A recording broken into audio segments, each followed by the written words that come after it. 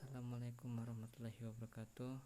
Baiklah, pada pertemuan hari ini saya akan menjelaskan materi saya dari tugas pengantar psikoterapi. Tapi sebelum ke materi, saya memperkenalkan diri saya dulu. Perkenalkan, nama saya Al-Ghifari Ahmadi Nadila dari kelas 252 BPIC dengan NIM 2030502091.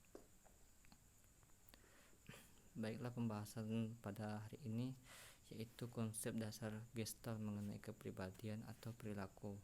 Kedua, unsur-unsur terapi, munculnya gangguan, tujuan terapi, peran terapi. Yang ketiga, teknik dan prosedur terapi. Yang pertama, konsep dasar Gestalt mengenai kepribadian atau perilaku. Gestalt adalah sebuah teori yang menjelaskan proses persepsi melalui perorganisasian suatu komponen-komponen yang memiliki hubungan, pola, dan juga kemiripan yang bersatu menjadi satu kesatuan. Teori ini dibangun oleh 3 orang, Kurt Koffka, Max Wertheimer, dan Wolfgang Kohler. Teori ini juga dapat kita gunakan dalam mendesain sebuah user interface. Teori Gestalt dipandu oleh 5 prinsip: proximity, similarity, continuation, closure, and figure atau ground. Pada artikel ini kita akan membahas 2 prinsip, proximity dan similarity, beserta contoh penerapan proximity. Ketika seorang melihat berbagai macam benda, mereka akan menangkap objek yang berdekatan satu sama lain sebagai objek yang berelasi. Oleh sebab itu, kita dapat lebih mudah membaca dan menjelaskan suatu dengan lain dengan lebih mudah. Elemen-elemen secara visual dapat dikelompokkan bersama jika elemen tersebut memiliki kesamaan visual. Teori dapat diterapkan dengan dalam kesamaan bentuk, warna, atau simbol. Yang kedua, unsur-unsur terapi, munculnya gangguan, tujuan terapi, dan peran terapi. Gangguan. Terminologi disleksia juga digunakan untuk merujuk kepada kehilangan kemampuan membaca pada seorang dikarenakan akibat kerusakan pada otak.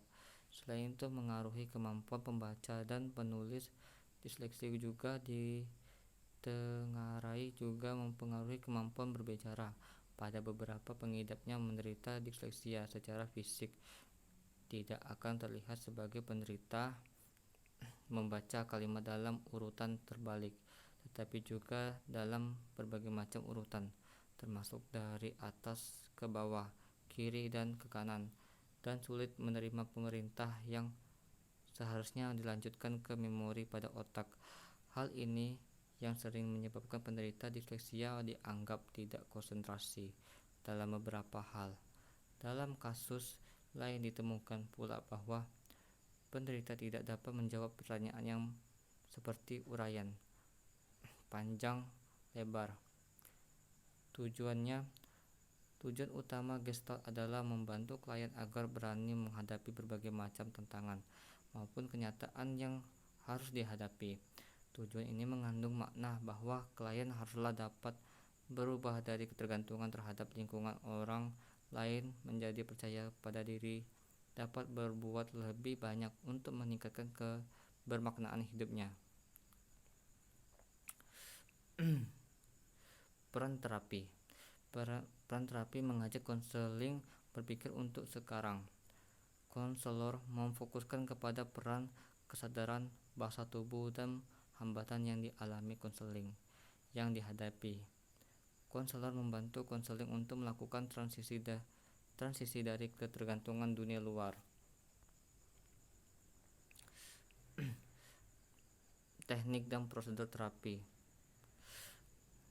Yang pertama, menekankan tanggung jawab klien. Konselor menekankan bahwa konselor bersedia membantu klien tetapi tidak akan bisa mengubah klien. Konselor menekankan agar klien mengambil tanggung jawab atas tingkah lakunya. B. Orientasi sekarang dan di sini. Dalam proses konseling, konselor tidak merekonstruksikan masa lalu atau motif-motif yang tidak sadar, tetapi memfokuskan keadaan sekarang. Hal ini bukanlah berarti bahwa masa lalu tidak penting. Masa lalu hanyalah dalam kaitannya dengan keadaan sekarang. Dalam kaitan ini pula konselor tidak pernah bertanya, mengapa? C. Orientasi eksperiensial.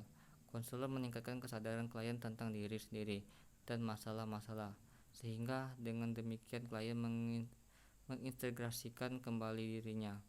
Klien mempergunakan kata ganti personal. Baiklah, hanya begitu saja yang bisa saya sampaikan dalam materi pada hari ini. Apabila ada kekurangan kata, saya mohon maaf. Saya akhiri. Assalamualaikum warahmatullahi wabarakatuh.